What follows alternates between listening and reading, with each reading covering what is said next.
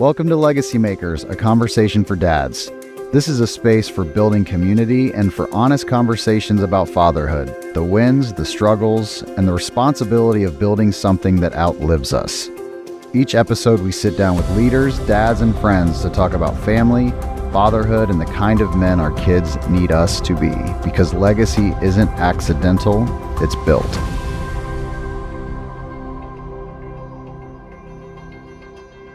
All right, Kev, we're back. What a great way to start. I want to talk about two great starts. One great start. We have official things happening. We had like a director, action. It's legit, yeah. What's that thing called? A slate. We had a slate. We had a slate. With yes. We'll put it on social media. I'm like amazed. I feel I'm in now. Like I'm fired up for this. But we had a great opening kind of season 2 about foundation. Yeah. Laying a foundation parallel to laying the foundation as a dad for a long-term legacy. Amazing conversation with David Salyers, who just hope y'all enjoyed him. But we need to continue. Let's continue on the house building analogy that we're on here. And we're going to go to framing for the future. Okay, so it's just for dumb people like me. We've laid a foundation. Yep. So we've dug out. We probably have some concrete, some kind of a foundation that has settled, it's secure, and now we're building walls, baby. And this is like when you start to see, this is before the plywood, this is before the sheetrock. Yeah, I think this so. is a bunch of studs that are, okay, I like this. Well, and the thing is, a house that doesn't have proper framing is going to collapse under its own weight. Yeah. And I think about the parallels to being a dad, raising a family, trying to have a lasting legacy. If we're not careful in this phase, as we think about it, there'll be a collapse under the weight of culture, under the weight of just the world, all the things. I go back because in foundation, we talked about things that it's unseen. The foundation is a little bit different because there will be things on it. So it's not completely seen, but it's much more visible. The structure, the way the house looks is really contingent on the framing. And so this is where we really start to put the structure around what does home look like for us? What does it look like for our kids? That's right. We get to decide that. Yeah. We have the opportunity to decide that. Yeah. If we act or not is going to be vital, and how we act, because again, culture will frame for us and our families if we let it. Pressure from the world that we feel will help frame if we let it. I just want to, because I'm going to keep going back to this metaphor. Those are outside influences. So if there's a blueprint for a house and everybody follows it the right way, it's going to work. If somebody shows up on the job site one day and says, what if we move that wall? Or what if we do that? What you're talking about is there are going to be outside influences that will shape our kids. And it's up to us to make sure that the right framing is in place. Yeah, and so, I think about this. The way that we frame it, the impact to our kids, they're either going to feel complete clarity of this is super clear. This is how things are supposed to be. I understand this. I'm walking in rooms that make sense, theoretically. Or confusion. Yeah. Confusion meaning I hear one thing from my mom, I hear one thing from my dad. It's not consistent. But then I go to school and I'm hearing this, and then I go to my sports teams and they're saying this or saying that on the bus. This is what I'm seeing on Instagram. We need to frame for them so it's clear and not confusing as they walk through life. Tell me about, there was something you were sharing with me, American Parenting or Psychological something. Yeah. So American Psychological Association. Okay. Children thrive in environments that combine two things. Warmth and structure. Okay. Warmth and structure. This is known as authoritative parenting. Okay, now authoritative parenting, that does not sound like very in vogue. Like on Instagram, I feel like we need like kind parenting, soft parenting. Right. Well, and this affirming. is an and. This is a very much an and. Okay. Warmth without structure. So I want to say, warmth is like the way it feels. That's the kindness. That is the love that exists. The structure is clear boundaries, clear expectations, accountability. Yeah, because and so tell me if we have warmth, so all the warm, fuzzy, nice stuff without structure, what happens? Chaos. And you think about that. There's been a lot of that in the world because we have we're interviewing people now. There are people. Do you know there's people that are like 23 that bring their parents to their job interviews? Yes. That's chaos. That's chaos. So we can't have warmth without structure. Yep. Okay, what happens if you just have structure though, like tough dad without warmth? Fear. And you and I have talked about this many episodes ago, but I think generationally that was probably something that existed back in the day. Like that was much more common. Yeah. But framing requires both. That's why I say it's an and discussion. I was looking on this topic as we prepared. The Harvard University Center on Developing Children, that's a thing, emphasizes that predictable and stable relationships are the single strongest protective factor in childhood development. Man, predictable and stable. Predictable and stable. That's such a great picture of a foundation. Warmth and structure. Yeah. And that's on us. It's on us to frame that for our families and for our kids. Yeah. Let's go down this structure framing path. Let's talk about these 4 things that we believe that to frame things well, we need to identify or make decisions on. Yeah, I mean, first you hit it earlier. You got to have a plan. You got to have a blueprint. I mean, you get a foundation laid, you start framing, and you're like not quite sure. I'm going to start with this one room and see what happens. You got a couple of rooms and hallways. It's not all going to add up. It's not going to be equal. You're going to have complete really chaos in a house, right? So same thing. You got to have a blueprint that you're trying to follow. You got to start with the end in mind. This is parenting by design, not by default. That's right. Which means we have talked. So that's conversations with your spouse. That is just thinking about.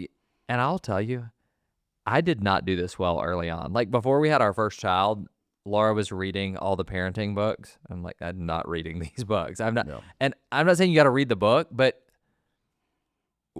we need to think about ahead of time. You would never go build a house or maybe let's add another room here. Like there is an architect who lays a plan. We need to be thinking about that for our kids. Yeah. And sometimes we think of this more like we're saying like, that's just too big. Or I don't want to do that. I'm not even talking about have a family crest and what's your ethos is. I'm not It's as simple as like making sure when you go to your child's sports game, you're prepared to act like their parent. Yeah. Okay, I'm not going to let my emotions get worked up. I'm not going to scream, take him out of the game when he screws up, because maybe someone's done that at this table. It's, if this goes badly, I'm not going to talk to him about this at this. Like, that sounds great, but like you need to have a plan. You cannot just let your emotions, we're all emotional creatures. Like that's about with Camden and with sports now. Like I am not screaming. I scream at the refs a little bit, but man, like Brittany never screams at these, right? I've had multiple people in the last week come up to me because we've had playoff games. Like I didn't know Brittany was like that. Like one of the pastors at the church was like, we were playing after y'all, man. Brittany really gets into it. I'm like, oh my gosh. Because I was coach. I'm like, what did she say? I love this. Okay, so you've got to follow a blueprint. That's the first thing. Which just means deciding ahead of time, right? How you want the framing to be for the culture, your family, how it feels. So that's number one. Number two, I really like this example. We need to establish load-bearing walls. Yes. Now, people's like, what does that have to do with parenting? Okay, when you're building a house, there are certain walls. You ever been in a house where they're like, oh, we're going to take out the wall between the living room and the dining room. We're going to open this space up. They can do that because that wall wasn't load-bearing. There wasn't supposed to be pressure on it. Yeah, I think you actually y'all are doing this in your house right now? Yeah, we're doing some stuff in the girls' room. Same thing, right? Like we were trying to give them a little more space. They share a room. Open up the bathroom a little bit. They're like tornadoes, and so we're trying to give them some more space. We can do that. Because that wall is not load bearing, and I think about that as in our children's lives. There's going to be things that we are going to be flexible at certain different points, seasons. In different seasons. In this season, we need this wall here.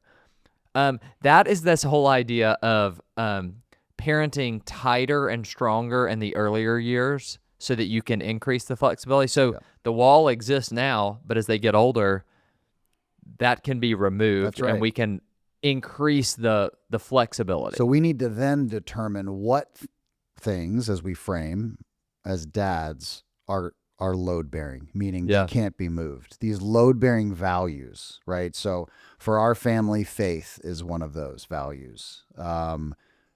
Going the extra mile, caring for people, respect, encouraging, whatever those might be. But everything can't be load bearing. If everything matters equally, what happens? Nothing matters at all. Yeah. So you have to determine as dads, as we think about framing for our families, what are those non-negotiables? And then where are we going to have freedom in the framework to be flexible where we need to be, depending on the season, depending on the child. I got 4 kids. They're all very different. I've got twins that are incredibly different, and I have to parent very differently. If I take the same approach and don't have flexibility in how I approach and talk to them, it's a disaster. They're very different. Yeah, I what you're saying, I think, is resonating with me, because I think sometimes when we think of having a frame, we think of not having flexibility. Mm-hmm. But the truth is, the frame allows you to have flexibility in the right areas. It's not but there's intentionality going into it. That's exactly So, right. I like that. So, following a blueprint, so having some plan in place, establishing the load-bearing walls, which is thinking about where there can be flexibility, what's important. What else we got? This is one that's a tough one. It's a tough one to execute. It's about boundaries. I mean, so let's just say, so in the house analogy, yeah, this means where are the walls? yeah, where do the walls go? Could be aesthetic for the house, could be protective. Yeah, But like you're thinking about, where do I put these walls up and why? As a dad, I mean, because think about that. Like in a house, like they define rooms. This room is this. Could be the weight, load bearing piece, or safety. But in parenting, we got to figure out those boundaries, because in that same analogy, it's about predictability, it's about security, and it's about clarity. And so it's really, really important. Wait, give me those again. It's about what? Predictability, Yep. security, and clarity. So I want to just hit each of those, because I have not. Predictability. This I can tell this is a gap for me. And as a dad, this boundary of predictability is your kids not having to worry about how dad's going to be in this. Like, they know what to expect. So predictability is key. What was your second one? Security. Security. Like that, the right boundaries create comfort for our kids. That's right. It helps them feel safe, which I think is one of the most important things that we need to do. It is, and we gloss over that because, like, oh, safe. Like, I live in a safe neighborhood. That's not. Yes, that's part of it, but for a child, safety and security is about comfort. It's about being themselves. Yeah. One of my girls she's just off the charts in how she thinks, and she's got some things we're working through with her. And one of the things we're learning about her as we have taken her to some doctors is she doesn't feel like, despite her being an incredibly like good student and all the teachers love her, she doesn't feel safe at school, and therefore at home she's acting in a way that seems like she's being defiant and hard, but it's because she's like kept in who she is all day at school. Yeah. So as hard as she is at home, she's safe and secure to be like, to let it all out. Does that make sense? Yeah. And so we've got to create that space for our children if your kids are saying, hey, when you ask them, hey, what do you love about this house? If somehow they're not talking about comfort, security, safety, like something's wrong. Yeah. Something, you got to figure out how to turn that up for them. So the right boundaries create predictability, they create security, and they create clarity. Like, this is where this room ends. This is where, and so in parenting, there's not ambiguity on what the expectations are. There's not ambiguity on, am I loved? Am I cared for? Like, it's clear. It's clear. And I think our kids, whether they can articulate it or not, they crave those things. Yeah. I can even see on long breaks, whether it's summer. Oh, yeah. Right. So summer breaks sound great. They're not if you don't have some sort of structure, because kids, they're insane. They need to at least know we're going to do this, this, and this. And if not, it's like complete chaos. Before I was a parent, so we had kids when I was 32, so a little bit older, I guess. Maybe not in normal times in today's age, but a little bit older. So I would watch people post about like, oh, we can't wait for break to be over and get our kids back in school. And I'm like, these are such buzzkill parents. Like, how terrible that they want, like, why are you, I'm there now. Like, I remember the end of this winter break, like the day or two where we're like, our kids need that structure. They need the clarity. When Laura was like reading Moms on Call and we had babies and it was like, oh, we're gonna have the kids on a schedule. I'm like, schedule? That is, again, such a buzzkill, so annoying. Shout out to Moms on Call, by the way. Local Atlanta company, maybe one day podcast guest, who knows? They want to. Moms on Call saved us. And I'm sorry if your kids don't sleep through the night. Our kids do well. We are Moms on Call believers.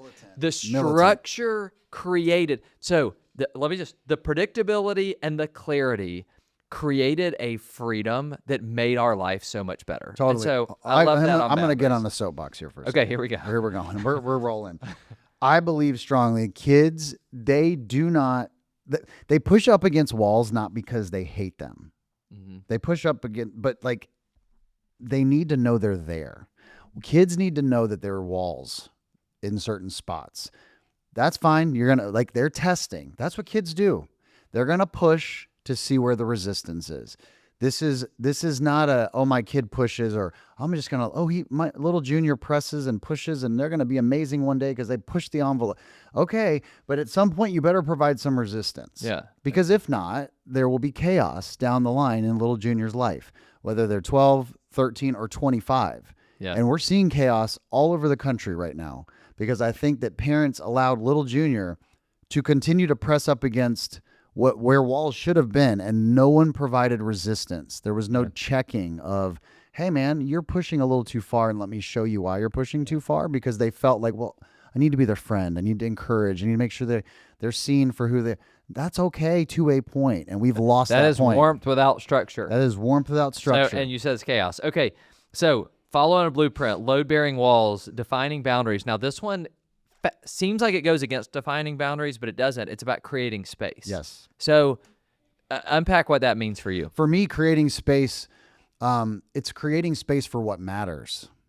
So when you design a house, so like, where do you spend most of your time as a family? Yeah, we spend a lot of it in our kitchen, really, like breakfast area Same. kind of stuff. Same. And when we prioritized some remodel work in our house when we moved in 5-6 years ago, it was the kitchen in that area. We spend a disproportionate amount of our time as a unit of 6 people in those spaces. And we had to redesign some things to make it even more that way. We should have a session sponsor. When I drive down and listen to the radio, there's some radio in Atlanta, some ad that's like, the kitchen is the new family room. Invest in your new kitchen. Let's see if they'll pay for our episode. We should, yeah.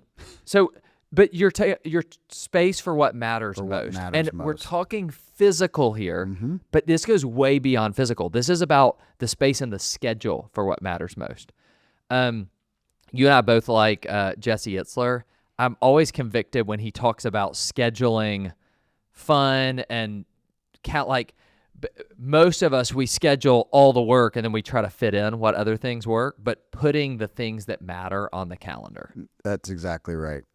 And I think where you just said space for what matters and parallel to the calendar and the schedule is the most important thing. Yeah. And that is the biggest point of tension right now for families. It is. It's sports, it's activities, it's school, it's all the things. Yeah. You had, I don't know if we were going to talk about this later, but you had something you mentioned to me about like learning when to say no. Yeah. Let me ask you this. We need a blueprint and load-bearing walls, and we need to define the boundaries, and we need to create space. What happens when we don't have those things? What exists when we don't have these things in place? I think we can go through a few of those.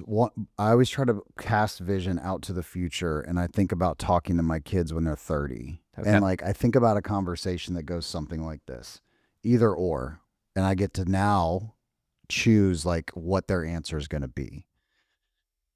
One thing they would say is, I wasn't sure what mattered in my house, or I always knew what my dad and mom stood for. Yeah. And I think that's the power of the either or right now that we have to be careful of. And we talked a little bit about how we do that. But there, as you said, there is a lot of there's many dangers of poor framing. Without clear boundaries, they don't know what matters. They don't know what matter. I think first and foremost is that parenting without vision. And again, I think people disqualify themselves. Like, I'm so busy. Like, what do you mean I got to think about this? Or I got to do this? Like, again, like some family motto and mission. It's not about that. It's like it's the simple, again, what do you want your kids to say about you? When they're grown and they're talking to their friends, hey, this is what my parents are. Of course, they're going to name some crazy stuff you did. Or we all make mistakes, but like, what do you want them to say? And it's not like 15 sentences. Like, what are a couple words? And really be thoughtful. Then how do you reverse engineer their answers? Like, if you want them to say my dad was there, you got to do that. Too bad if you travel all the time. Then figure out how you can then frame up that you were there and you made sacrifices. So parenting without vision. Number one. What else? I think disciplining without the explanation. Like, I think it's so important to this is why you are having a problem. Not just, hey, you're in trouble. Like, let's walk this forward. This is what the danger of how you're behaving is. Is that in line with who we are as a family? And, we need to have conversation with our kids. Yeah, I saw this. We had written, fathers help frame how kids see themselves, how they see God, and how they see the world. Mm-hmm. So the words we speak, the way we do things. And so what you're saying is not just you're in trouble, but you're in trouble because this is important to us as a family, or this is important, or this is what the Bible says. For your family, it's giving that context. And the words they hear over and over, a lot of times later in life, the voices they hear in their head are going to be defined by what they heard from their dad as a child. Yes, and think about how these build. So if you're parenting without vision, it's harder to then discipline with an explanation, right? Because you're just in trouble. All right, well, if I have a vision for my family and these are the things we stand for and this is what I want to be known for, then when they have an issue or they're out of line, I get to say, look, you're out of line because this is now not in alignment with who we are, what our expectations are. So like if you miss a couple of these, they compound and they're challenging. The other thing I think about is prioritizing success over character. And let me be clear, I don't know a lot of dads that are like, your number one thing is to score 30 points. I would say 99% of dads verbalize character over success, but their actions do not say the same thing.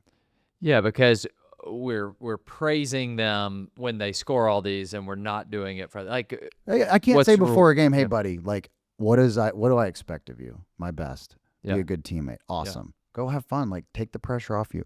And then after the game, I'm in a bad mood because he scored 4 points and not 20. Yeah. Well, that's not like that is such a disconnect for the kid.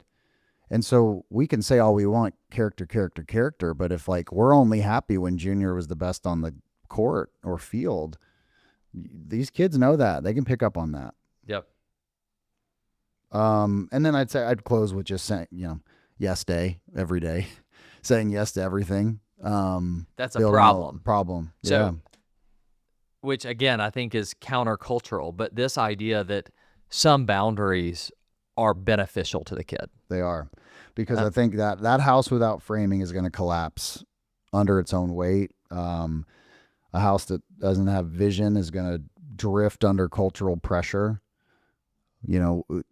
So let me just close with this thought, and then I'll let you can wrap it up for us. But vision really is about a direction. It's about clarity on where we're headed. And Andy Stanley would say it this way, that direction, not intention, determines destination. So what he's saying is, we can intend to be a good dad. We can hope to be a good dad. We can think we're being a good dad, but none of those really matters. It's the direction we set ourselves on. And if we don't lay out the blueprint of the frame about where the boundaries are and where we're going to have space and what the load-bearing walls will be, if we don't establish that in advance, we are going to end up getting to a destination we don't want to be at. And I loved your picture, Eric, of a kid that's 30 or 35 that one day will describe what living in your home was like. And you don't get to give them that answer then, but the way and the direction with which you make decisions now will influence what they say down the road. I think if we think about the long view, the legacy long term will do things differently in the short term. Perfect. Here's where I will close with. I will close with a challenge. I think you summed that up beautifully. And it's really a challenge framed in a question. Over this next week, if someone observed your family, they were, you're on candid camera for a week, what would they say that you were building? What kind of family? What are you about? Again, you don't get to give them the answer. It's only observed on your actions. This is not only observed like when you're out of the restaurant, everybody can see you. This is in your home, when it's just your family, Yep. When your kid asks for another cup of water for the 7th time at bedtime. Yep. What are we building? And so, listen, it's convicting conversations. I think it's really great conversations, but where the rubber meets the road is, what do you do with it?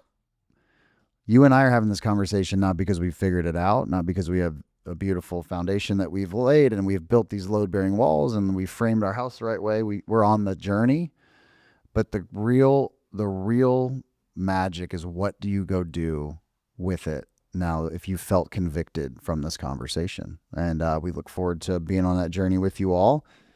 We'll be back at it here shortly.